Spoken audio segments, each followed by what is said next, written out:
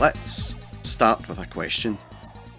What do you do after you have released one of the best scrolling beat-em-ups of all time? The answer? Start work immediately on a sequel. And that is exactly what Sega done with Streets of Rage 2 on the Megadrive. And so barely a year after the release of the original, Sega set the bar for all other scrolling beat-em-ups to reach. The real surprise here is how did Sega have time to make so many improvements over the original? I mean, if you take a look at Golden Axe 2 on the Megadrive, possibly one of the most disappointing sequels of all time, and yet, instead of Sega just rehashing the original Streets of Rage, they redefined how this type of game should be.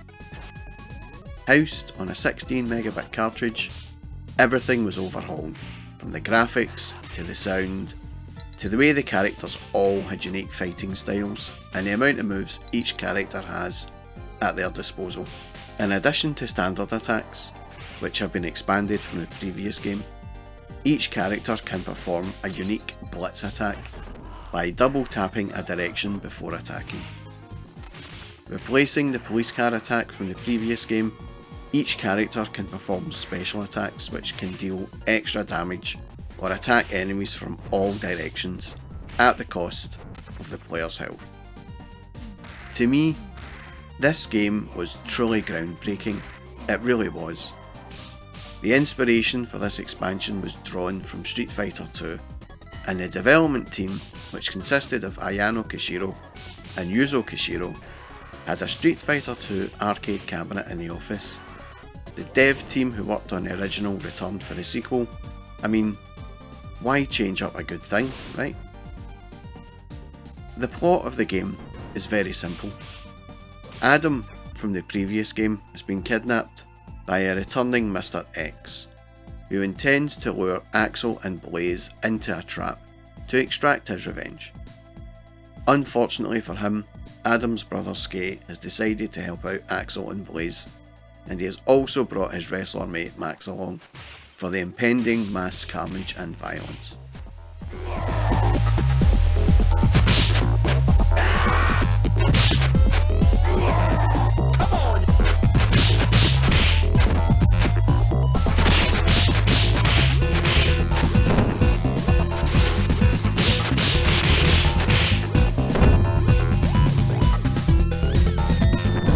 The action is set over 8 levels, with each level having multiple locations.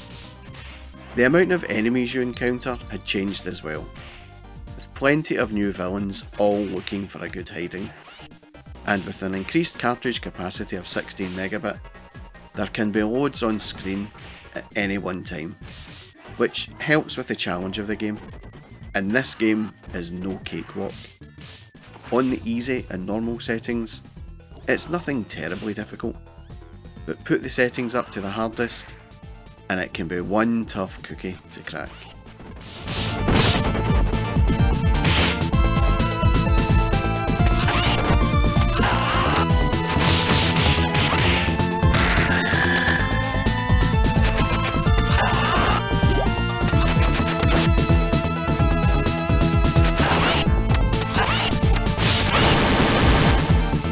When magazines first started previewing the game, it did look good, but what you can't tell from a screenshot is how much different the game was to its original, and so at first, I dismissed it until more information was released. But by the end of 1992, when reviews started to appear, it was hard not to take notice. I had decided prior to Streets of Rage 2 being released that I would focus more on the Super Nintendo, and so my Megadrive was packed away. But a mate of mine who still had the Megadrive managed to secure a copy, and so he invited me round to his and give it a go. And when I played it, I was hooked.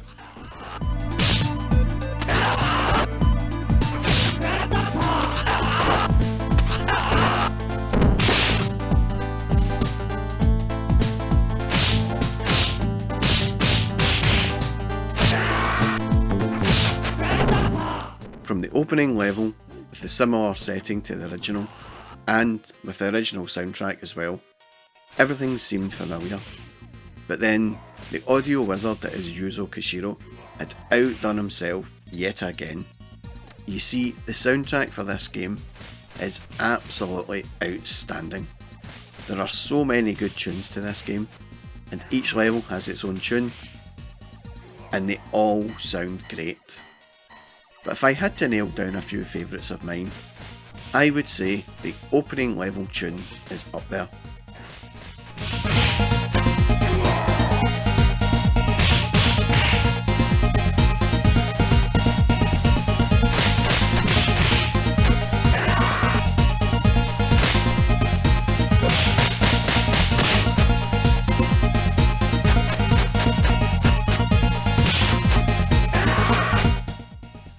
And then this creepy sounding tune in level 3 in this sort of alien setting.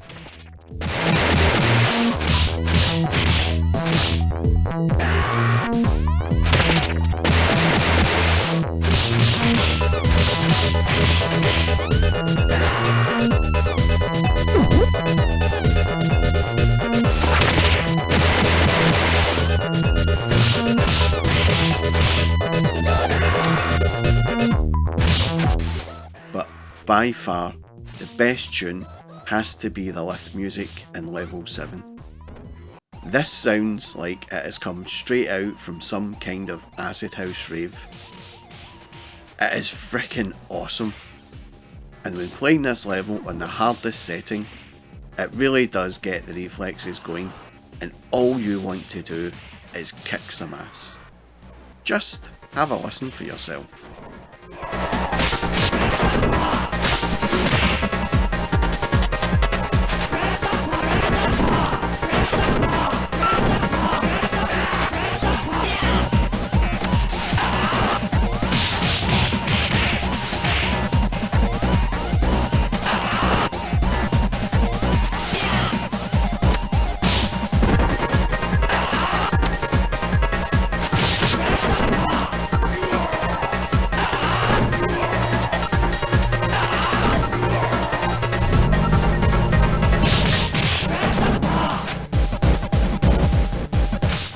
The sound effects are mostly lifted from the original, but some new sounds are there.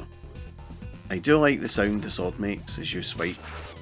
It's very satisfying when it connects with an enemy, but not nearly as much as the sound the pipe makes when connecting.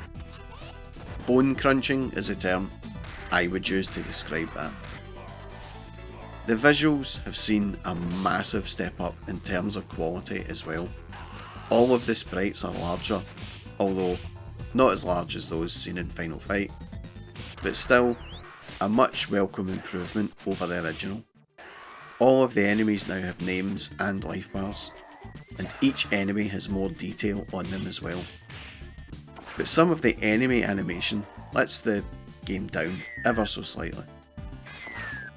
The boss characters are much larger than the main sprites, and with some looking better than others in terms of detail and animation, but overall you can clearly see a marked improvement over the original.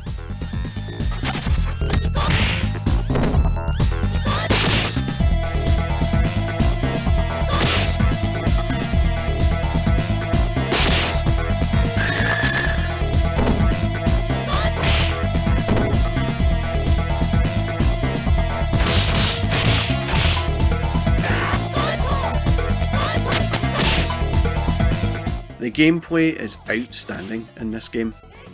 A complaint of mine I had with the original was that the clear screen attack was too limiting, as it could only be used once per level or life. But now each character has their own clear attack, and also a melee attack. Each will deplete life when they connect, but this allows you to clear enemies around you, and also help to lay the smackdown on enemies for massive damage. As well as the changes to the special moves. If you double tap towards your enemy, your character pulls off an enhanced attack, which inflicts lots of damage and removes nothing from your energy bar.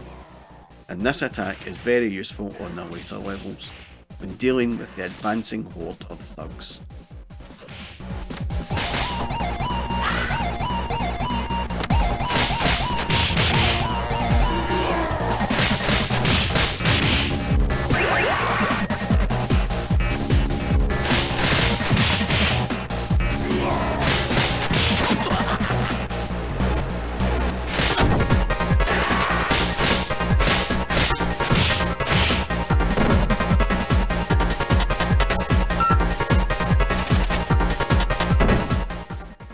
But the hits just keep on coming.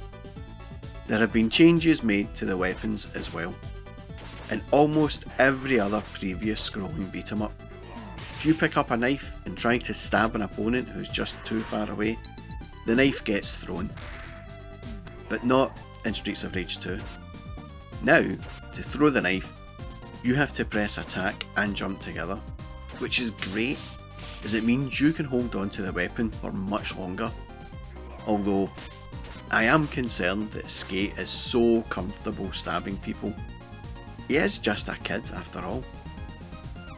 But it's not just the knives that can be thrown. The pipes and the swords can be thrown as well.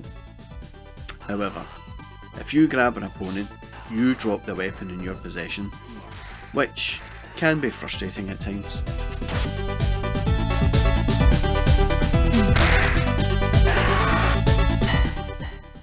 You have all the usual beat 'em up stuff in here as well.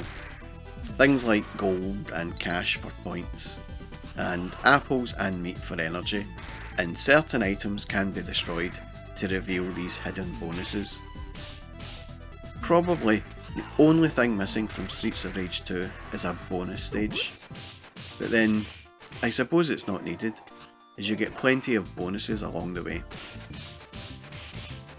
The game has 4 difficulty settings, giving lots of replay value, and the game is excellent to play in 1 or 2 player. When my mate got this, we completed it on all of the difficulty settings. It took a while, but the game was so good to play, it didn't matter. My SNES mate asked me about this game, and in particular, how Final Fight stood up to it. And in all honesty, once you play Streets of Rage 2 on the Megadrive, then play Final Fight on the SNES, Final Fight comes across as a little pedestrian. And I would even go so far as to say Streets of Rage 2 is even better than the Final Fight arcade game. It really is that good. This game is so good, in fact, that when I dusted off my Megadrive to play Shinobi 3, I picked up a copy of Streets of Rage 2 on second hand, and still played it for weeks, even though I had beaten it several times. I do not know what Sega put in the water at the drinks cooler in the scrolling beat 'em up department, but whatever it was, it worked. It was hard to believe they could make so many improvements over the original, but they did. And this was in spite of them making the dreadful DD crew. The arcade devs should have been working with the console guys. That's all I can say.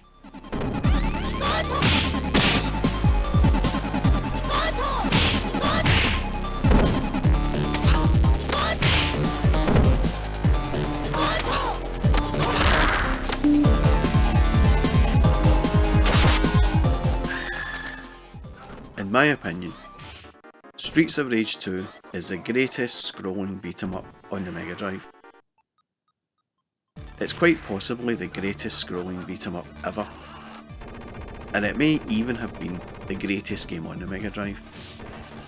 It is certainly a game I can back and play, and even after 30 years, I can't say I ever get bored playing it. Although, using Max and Skate was a chore, as I never used any of those. Max is too slow, and Skate is too weak.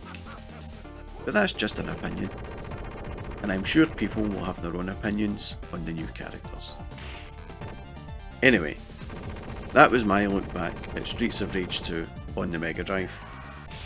If you like this video, then please do give me a sub and a thumbs up, or maybe even a comment or two below about your memories of Streets of Rage 2. That's all from me, folks. Thanks for watching.